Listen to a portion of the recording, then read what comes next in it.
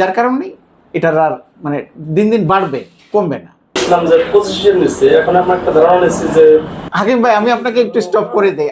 আমি আপনাকে যেটা বলেছি যে 26,70,000 টাকা, এখানে যদি আপনি আমাকে বলেন যে ভাই আমি 20,000 টাকা দিব না, 26,50 দেবো, আমি দুঃখিত, আমি আপনাকে গাড়ি দিতে পারবো না। আপনি এখন একটা টেস্ট ড্রাইভ দেন, আমার আরও সুযোগ আছে, আমি অ্যানালাইজ করে নিতে পারবেন। আপনি চাইলে সাউদার্ন, নাফানা, রহিমা ফ্রোজ এই ধরনের প্রতিষ্ঠান থেকে অ্যানালাইজ করে নিতে পারবেন, ঠিক আছে? যদি আপনাকে বলে ওরা চেসিসে 1/2 ইঞ্চি পরিমাণ কোথাও ঝালাই কাটা ছেঁড়া আছে, আপনি নেবেন না। আপনি ইঞ্জিন, গিয়ার, সাসপেনশন, সক অবজার্ভ, সিবি জয়েন্ট, এসি, এই যে মেজর পার্টগুলো, এগুলো খারাপ থাকলে আপনি গাড়ি নেবেন না। ইভেন আমার পানিশমেন্ট স্বরূপ ওখানকার যে অ্যানালাইজিং ফিটা আছে ওটা আমি দিয়ে দেবো যদি গাড়ি খারাপ হয়। হ্যাঁ, এই হচ্ছে আমার টার্মস অ্যান্ড কন্ডিশন। আমি আপনাকে নাম ট্রান্সফার করে দেওয়ার পরে স্মার্ট কার্ড আপনার নামে হাতে না আসা পর্যন্ত ওই দায়িত্ব আমার থাকবে। আরেকটা জিনিস আমি এনশিওর করি, সেটা হচ্ছে ইউজ করার জন্য উদ্বুদ্ধ এভাবে করা, আপনি এই গাড়ি দিয়ে সারা জীবন আপনার যাবে না। তো আমরা এমনটা আপনাকে দিয়ে থাকি যে আগামী 2 বছরের মধ্যে আপনি যদি চান এই গাড়িটা আমার কাছে চেঞ্জ করতে পারবেন, এক্সচেঞ্জ করতে পারবেন বা বিক্রি করতে পারবেন। সেক্ষেত্রে গাড়ির মেজর কোনো অ্যাক্সিডেন্ট না ঘটলে টুকিটাকি টাচ আপ খোঁচা এটা আমি অ্যাকসেপ্ট করি, কারণ রিক্সা আছে, বাইক আছে, অটো আছে, এই যন্ত্রণায় ঢাকা শহরে টেকা অসম্ভব হয়, লাগবেই খোঁচা, ওটা আমি অ্যাকসেপ্ট করি। সো মেজর অ্যাক্সিডেন্ট, সামনে পিছনে মাইর খেলো, বড় চলে গেল, সেই ক্ষেত্রে আমি 1 লাখ টাকা ডিডাকশন করে আমি আপনাকে গাড়ি নিয়ে নিব, বা এক্সচেঞ্জ করে ভ্যালু ওইটাই 1 লাখ টাকা কমে যাবে আপনার। এই গাড়িটাই আপনি আমাকে দিতে চাবেন না, যদি আলহামদুলিল্লাহ গাড়ি ভালো থাকে আপনি আমাকে দিতে চাবেন না। এই জন্য জাস্ট এই মাসে নতুন গভর্নমেন্ট আসার পর থেকে, বাংলাদেশ স্বাধীন হওয়ার পর থেকে নতুন করে আপনার শুধুমাত্র এক্সিওতে ট্যাক্স বৃদ্ধি পাইছে 64,000 টাকা থেকে শুরু করে 85,000 টাকা পর্যন্ত। এটা দুটো কারণ, এক হচ্ছে ডলারের ঊর্ধ্বগতি, আর এক হচ্ছে জাপানের ইয়েন স্ট্রং হয়ে গেছে বিশ্ববাজারে, যার কারণে এই প্রাইসটা বেড়ে গেছে। শুধু ডিউটি পড়তেছে। আরেকটা হলো এই গাড়িগুলোর প্রোডাকশন বন্ধ, আপনারটা ওনার হাতে, ওনারটা মনে করেন হাকিম ভাইয়ের হাতে, এইভাবেই চলছে। যার কারণেই এটার আর দিন দিন বাড়বে, কমবে না, এই আশাটা করছি। এখন আমরা একটা ধারণা নিচ্ছি যে হাকিম ভাই, আমি আপনাকে একটু স্টপ করে দেই।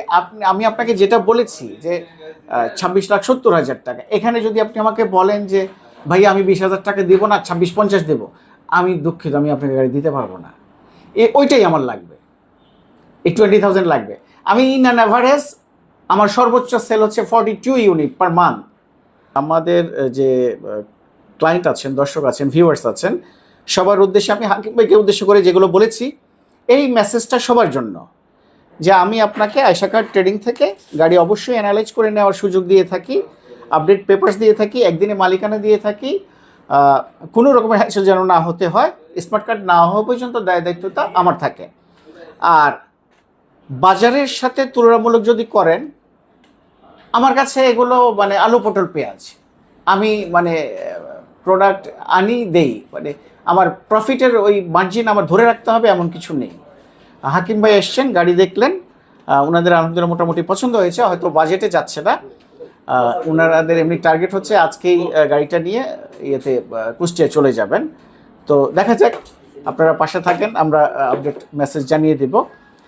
তো অ্যাকচুয়ালি গাড়িটা ওনারা কেমন দেখতে পেয়েছেন, হাকিম ভাই অবশ্যই চেক করেছেন, ভাই যদিও গাড়িটা এই ভাই নিচ্ছেন, কিন্তু হাকিম ভাই অ্যানালাইজ করেছেন, বিষয়টা হাকিম ভাই ভালো বলতে পারবেন। প্লিজ হাকিম ভাই, যদি আপনি আমাদের দর্শকদের উদ্দেশ্যে কিছু জানিয়ে দিতেন প্লিজ।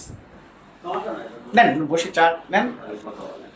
জি, গাড়িটা আমি ভালোই দেখছি, সামনে পেছনে আসলো ফুল ফ্রেশ আছে, কোথাও আমার খাওয়া নাই, ইঞ্জিনের কন্ডিশন অনেক ভালো, এবং কি কম্প্রেসারটাও অনেক ভালো, এসির মোটামুটি সব কিছুই আমি যতটুকু দেখছি সব কিছুই পারফেক্ট আছে। সেকেন্ড হ্যান্ড কন্ডিশন অনুযায়ী গাড়িটা অনেক পারফেক্ট, এই হিসাবে আমার কাছে মোটামুটি পছন্দ হয়েছে গাড়িটা। জি, ধন্যবাদ হাকিম ভাই, আপনি সুন্দর একটা মেসেজ দিয়েছেন আমাদের ভিউয়ার্সদের জন্য। গাড়িটি ছিল প্রিমিও 2015 মডেল, 19 সেপ্টেম্বর রেজিস্ট্রেশন। সত্যি বলতে যেটা লোকজন আপনাদেরকে যে মেসেজটা দিয়ে থাকে, না ভাই টাচ আপ হয় নেই, কালার করি নেই, এগুলো ডাহা মিথ্যা কথা। ঢাকা শহরে চলতে গেলে আপনার খোঁচাকাছি লাগবেই। আমাকে প্রথম আনার পরেই দুটো বাম্পার, আই মিন সামনের এবং পেছনের দুটো বাম্পার আমাকে টাচ আপ করতে হয়, তারপরে যদি অন্য কিছু থাকে সেটা আমাকে দেখতে হয়। তো আমি গাড়িটা নেওয়ার আগে অ্যানালাইজ করিয়েছি আমার টেকনিক্যাল পার্সন দিয়ে, যদিও আমি ব্যক্তিগতভাবে এখনও গাড়িটি ড্রাইভ করিনি, চালাইনি।